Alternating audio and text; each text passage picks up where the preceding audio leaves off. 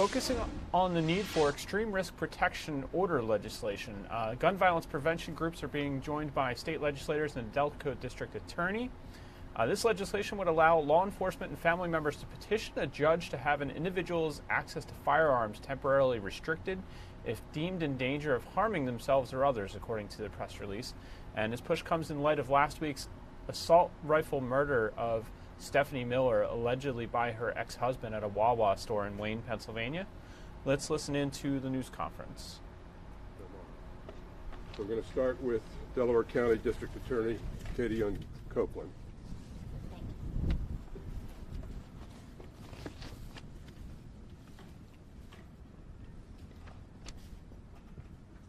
Good morning. This House bill and Senate bill pertaining to extreme risk protection orders is vital. This legislation would enable Pennsylvania to join the growing list of states that have the benefit of extreme risk protection orders. It is literally a life-saving policy that can help protect our communities from mass shootings, from firearm suicides, and other acts of gun violence. Let me describe for you what an extreme risk protection order can do. It provides a mechanism that is missing in our courts. It allows family members of a household or loved ones or law enforcement to request a court order to temporarily restrict an individual's access to firearms when they present a clear and convincing danger to themselves or others. All requests from an extreme risk protection order, also referred to as an ERPO, must be based on observations and safety concerns of either local police officers, family members, or other loved ones, all of whom are seeking the court's help with the goal of preventing tragedies. It will give law enforcement, it will give our family members the tools necessary to stop tragedies from happening and to save lives. Gun violence in the United States has become a crisis, with 96 Americans dying every day from firearm-related incidents. In Pennsylvania alone, there are 1,500 firearm-related deaths per year, and tragically, 62% of Pennsylvanians' gun deaths are suicides. Allowing law enforcement and loved ones to petition the courts for temporary removal of firearms in dangerous situations will literally prevent gun deaths. These orders will allow the court to take immediate precautions, and that is a missing aspect of what we don't have here today in the absence of a PFA. It would allow the courts to take precautions necessary to prevent the subject of the order from doing harm when provided with that necessary evidence. It will help us save lives. We encourage our state legislatures, our state representatives, to stand behind this bill. We here in the Southeastern District of Pennsylvania, Southeast Pennsylvania, are lucky to have legislators such as those who are standing behind me and many others who support bills such as this. We encourage our Commonwealth, those who represent us, to stand behind this bill. Thank you. Thank you, District Attorney. I'm now going to introduce Jessica Frankel, who's co-chair of Delaware County United for Sensible Gun Policy. As Brian just said, I'm Jessica Frankel. Also here is my co-chair, John Linder. We are Delco United for Sensible Gun Policy.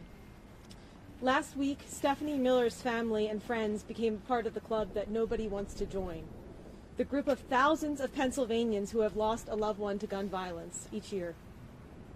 The tragic loss of life that occurred inside the Wawa in Radnor Township last week, unfortunately, is not an isolated incident. With nearly 1,500 firearm deaths in PA each year, the ripple effects of gun violence are consistently reverberating through our communities, leaving behind children, parents, classmates, colleagues, and friends who are wrestling with the trauma that continues long after the cameras and news crews leave. Stephanie's killer was able to walk into a gun shop and buy his AR-15 legally, with nothing and no one stopping him. This abomination does not, I repeat, it does not need to be our everyday reality in Pennsylvania. More than a dozen states across the country have passed some form of extreme risk protection order legislation. When Connecticut began to strictly enforce their ERPO law, they saw a 14% reduction in firearm suicides over a 10-year period. The era of inaction is over.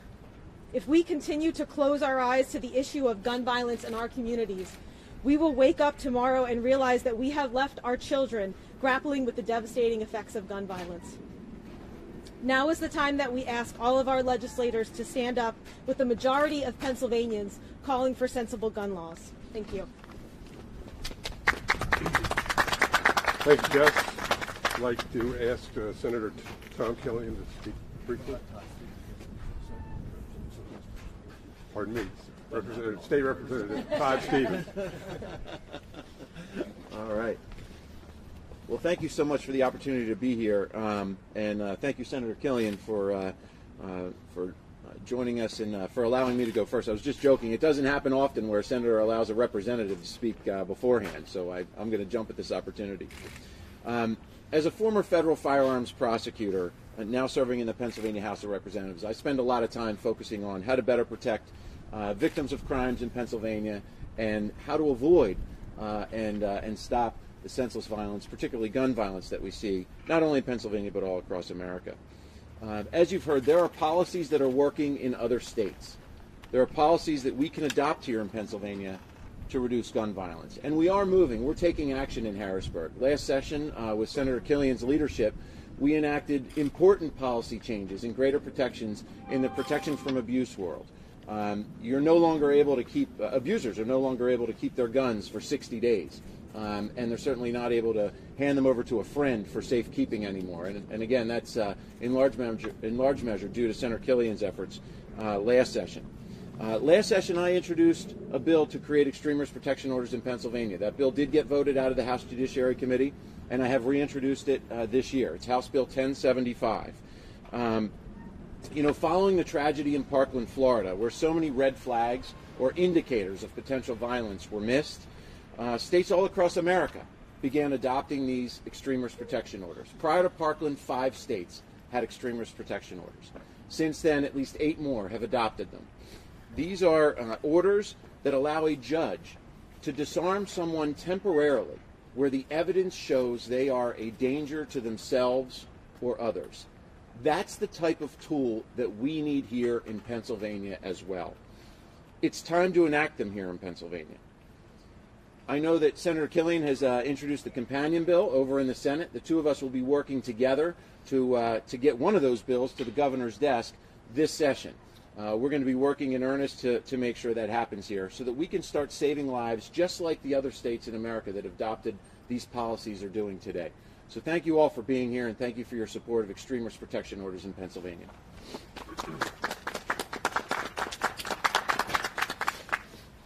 And now, Senator Tom Killian. Thank you. And the reason I introduced Representative Stevens is he worked extremely hard on this bill last session.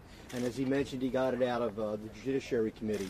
While I was working last session on my bill in the Senate, which we got out surprisingly 49-0, a gun bill out of the Pennsylvania Senate, 49-0, dealing with protection for abuse orders and taking those weapons away from those abusers. I am looking forward to working with Representative Stevens and all my colleagues. I have introduced Senate Bill 90, which is the ERPO bill in the Senate. We are going to use the same model we did last session with all these wonderful advocates that worked so hard in the Capitol to get folks to join our effort in getting these bills across the finish line. Currently, Senate Bill 90 has 14 co-sponsors. We're going to need more. I know the folks behind me are going to help me get them. And just like we did last session with the PFA bill, we're going to get that ERPO bill on the governor's desk, put into law, and save lives. Thank you. Thank you, and we love the enthusiasm. And now this is Shira Goodman, Executive Director of Ceasefire PA. Thank you, Ryan. Heeding God's Call, Delco United. I see folks, our friends from Moms Demand Action for Gun Sense in America, the Radnor Gun Sense group are here. And we're here because we know that having an ERPO in Pennsylvania can make a difference. It's a tool. It's another tool. You know, when we get new evolution of tools, we don't throw out our old hammers. We can use multiple tools to keep people safe. We don't know in every situation what could work, but we do know that this law is working in other states to keep people safe, to give families a tool to say, my child is in crisis. Can we temporarily bar them from getting a gun? Can we temporarily take away their guns? And I want to focus on the temporary. And I know that Representative Stevens and Senator Killian have worked very hard to install a lot of due process protections into their bills. They've talked to groups like the ACLU, they've talked to some of the gun rights groups, and this is probably a model bill that other states will look to once we pass it. They have really worked hard, and we are going to have to work hard, because passing Act 79 last year was a big deal, and it's just the beginning. We need more tools. People are dying needlessly in Pennsylvania. We can't prevent every horrendous act. We can't prevent everyone intent on harming somebody from harming someone, but we can prevent many of these deaths. Many of the suicides are preventable. Many of these domestic violence homicides are preventable. Many of these mass shootings are preventable because families know first when something is wrong, when something is going on with a loved one. And if we give them a tool that doesn't require them to send them to a mental institution involuntarily for several days, a tool that doesn't require them to get a protection from abuse order, but does say this person can stay in our community, can keep going to school, can keep going to work, can live at home with us while we get help, but just keep them away from guns for a short time. Let's keep them safer. This is a tool families need and deserve. We can do this. Just like Senator Killian said, we will be working on both sides of the aisle. Both of these bills already have Republican and Democratic sponsors from all over the Commonwealth. We'll be working for more of them. And I know on Monday there will be a big rally in Harrisburg that Moms Demand Action is leading on ERPO. You're going to be hearing a lot more about this, and I hope soon we'll be celebrating the passage of ERPO in Pennsylvania. Thank you. Thank you, Shira, and I'd like to introduce State Representative Jennifer O'Mara. Good morning, everyone. I am Jennifer O'Mara, and yes, I am a state representative and a co-sponsor to Rep. Stevens' bill, but I'm here today as a survivor and to put a face to the ERPO bill because this is a bill that we need to pass in Pennsylvania. When I was 13 years old, I lost my father to gun suicide. My dad was a career firefighter in Philadelphia, and a week before he died, I knew he owned guns. A week before he died, he cried on my shoulder. It was the first and only time I ever saw my dad cry. And I knew there was something wrong, but there was nothing I could do to help him. Fast forward, later in my life, I end a relationship with someone who was abusive. I knew he owned a gun. He started stalking me. I'm very lucky to be here today. Our situation didn't qualify for a PFA, but if ERPO existed, we would have been able to take that gun away and I wouldn't have walked around fearing for my life. And so now I'm here today and I'm going to be at the rally on Monday because I believe that ERPO is going to help save lives. And I want to make sure that there are no more kids who have to grow up without a dad like I did. And we have almost 1,500 people dying from gun violence in Pennsylvania. 2/3 of those deaths are caused by gun suicide. And ERPO is going to help us save lives. So thank you for being here. Thank you to my colleagues for standing up for this important mission, and I hope to see this happen in the Commonwealth because we need to start saving everyday Pennsylvanians. Thank you. Thank you. Thank you all for being out here in this cold. It's pretty amazing, and to everybody back here too. If there are questions, please tell me who you would like to address the question. I have one for the DA. Do we know when Kennedy bought the gun, and do we know if he had any other firearms already? He did not have any other firearms, and he purchased the gun legally on March 16th of this past year. I have a question for the DA. Could you just talk about how this would have, with this law that would have changed the course of that murder? One doesn't know whether or not this law would have made the difference at the end of the day, right? Because what his family members or his loved ones were concerned about or what they may have known may have made a difference that day to Stephanie Miller. But we won't know one way or another. Can we talk maybe more of a hypothetical situation? Right. Would this allow, if a family called in, a PFA is not in order, but if this were enacted, would that have prevented him from being able to buy that out? I don't know if you want to address it or anybody. If, in fact, a family member of Brian Kennedy had been aware of the fact that he possessed a firearm or was going to be in one way, shape, or form a danger to another, then this would have, in fact, prevented the murder of Stephanie Miller. That would have required a family member being aware of it. It would have also, most importantly, required them doing something about it. But obviously, this legislation would have been vital if those two circumstances had existed. What about her reporting the threats in the past, the history of the order against them? Would that have played into this at all? It could have, absolutely. It could have, if somebody had actually come forward to the court at that point in time, either a family member or a loved one had come forward to the court and advised the court of the fact that he presented a danger to themselves or others. And current PFA would have also made that same exact difference. What happens today when families call law enforcement and say this person's in danger, they have guns, there's a threat? You kind of compare today, you contacted law enforcement, there's no protocol in place for it. So, and I'll certainly defer to District Attorney Copeland on this, but right now, that's one of the challenges. The people who are in crisis, their family members really only have one option, and that's an involuntary commitment. And Shira mentioned it. The involuntary commitment process works in a lot of instances, but it's pretty severe. You're taken away from your home, your family, your job, your friends, to a hospital or mental institution for days for an evaluation and review, and then you lose your guns for life. So there are many instances across Pennsylvania. I've spoken with some of my colleagues from rural Pennsylvania who say, look, we don't involuntarily commit anybody because it's such a severe intervention that it's not utilized.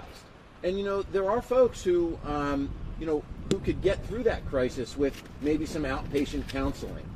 Even if it's daily outpatient counseling, it nonetheless doesn't mean they need to be taken away from their family and their job in order to get the help they need. But we're seeing across Pennsylvania people not get the help that they need to get through the crisis that they're enduring because of the severe involuntary commitment policies and procedures. So this is just another option that would allow folks to get some time and space away from their guns when they're in crisis, but still allow them to get some of the help and services that they might need in order to get through that crisis. If you could, can you explain how this might, if I call about a loved one and that loved one tries to go buy a gun, Sure. What would that trigger? Yeah, so if a loved one is in crisis and you're concerned about them, you would go to a judge and you would get what's called an interim extreme risk protection order. That is immediately entered into the PICS and NICS, which are the background check databases that all gun dealers have to check before they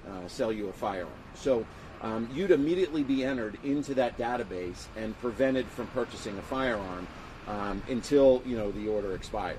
So that's how we prevent people from going into a gun shop and purchasing a gun. There's some pretty compelling data out there about people who are in crisis and then use guns improperly, either for mass shootings or suicides, purchasing a firearm pretty soon before they take that action. So it's a really important component of the bill that those people be entered immediately into the background check databases. Can you talk a little bit about the due process? Over here first. Can you talk a little bit about the due process protection somebody had mentioned? Yeah. Look, this bill has, it's replete with due process. It has, obviously it's a judicial finding right out of the gate, which is very different from the involuntary commitment process. The involuntary commitment process doesn't involve a judge at all at the beginning. This process, there's a judicial determination at every step. The individual will have a full hearing within 10 days. And at that full hearing, they'll have the opportunity to present their own evidence. They'll have the opportunity to cross-examine any witnesses. They'll have the opportunity to call any witnesses that they would like to call. And most importantly, they'll have the right to be represented by a lawyer. Again, none of those rights exist in the involuntary commitment process. None of them. And so this individual, as a matter of fact, in my bill, this individual actually gets a lawyer if they can't afford one. So we'll provide them with one as well. Look, this is intended to ensure that we're protecting people's constitutional rights, but getting them through a crisis without them doing harm to themselves or others. And so we're very mindful of the due process protections and incorporated a lot of that. There's a lot of notice about your right to appeal. There's an opportunity for the gun owner to petition the court to have their rights restored at any point in time during the up to a year that they've been temporarily disarmed. So if the crisis abates and maybe they've been seeing a psychiatrist or psychologist and everything's fine now, they can go back into court and say, hey, Judge, we're good to go now, and everything's okay. And I want to go on this hunting trip with my buddies this weekend or something like that. And if they can demonstrate to the judge that they are, in fact, now through the crisis and able to responsibly own a firearm, then the judge can go ahead and restore their rights. So we've really incorporated a ton of due process protections and constitutional protections into the bill that are not existing in Pennsylvania law today. What kind of time frame, just a really quick, what kind of time frame do you see with that due process? Because that sounds like it could take weeks, months. No, there's a guarantee. When the interim order is issued, you're guaranteed a full hearing within 10 days. Has to happen within 10 days. The only person who can continue it is the gun owner. On the back end, do you have to get the judge to say, okay, you can have your guns back? No, does it expire after a period? The judge will determine the expiration date. Okay. It can be renewed by a family member or loved one if, as you're approaching that expiration date, they feel that the individual is still in crisis and unable to safely possess a firearm, then the loved one can go back into court, but they're going to have to prove again through that due process hearing that I mentioned earlier that crisis still exists. Let's go over here. Yeah, so I have a question. So if the individual who is reported, right, they already have guns in their possession, Yep. how would they get removed? When they're served with the order, the law enforcement officer that serves them with that order will ask them to surrender their firearms at that point in time. And so that's how they'll be disarmed at that point. And also, as I mentioned, their names will go into that national and Pennsylvania-based database to ensure that they can't go and purchase any additional firearms. So, look, that's going to be a case-by-case analysis by the police. If the police have, probable cause to believe that there are additional firearms somewhere, then, they'll have to take whatever are the appropriate steps to go ahead and obtain those other firearms. It would be illegal for an individual who has been served with an order to keep a firearm. So they would then be committing a crime, and that's when, obviously, law enforcement would have, the ability to take other steps like they do with anyone else who's illegally possessing a firearm. When it comes to the temporary restriction of firearms, how long would that be? Would you think 3 months, 6 months, 9 months, a year? It's a minimum of 3 months, a maximum of a year. That's based on the experiences of other states around the country. And again, it can be renewed, but it can also be terminated early. So there's some flexibility there, depending on the unique circumstances of the individual. This is really an intent to focus on the individual. Every situation is different. All the circumstances are different. So we want to make sure that the judge has the ability to hear all the evidence and that there's ample due process on the front end and an opportunity to have those firearms rights restored throughout the process as well. You mentioned that we're gonna close the press conference for now. It's cold here, but you have an opportunity to speak with anybody you'd like to following. So thank you very much for your attention.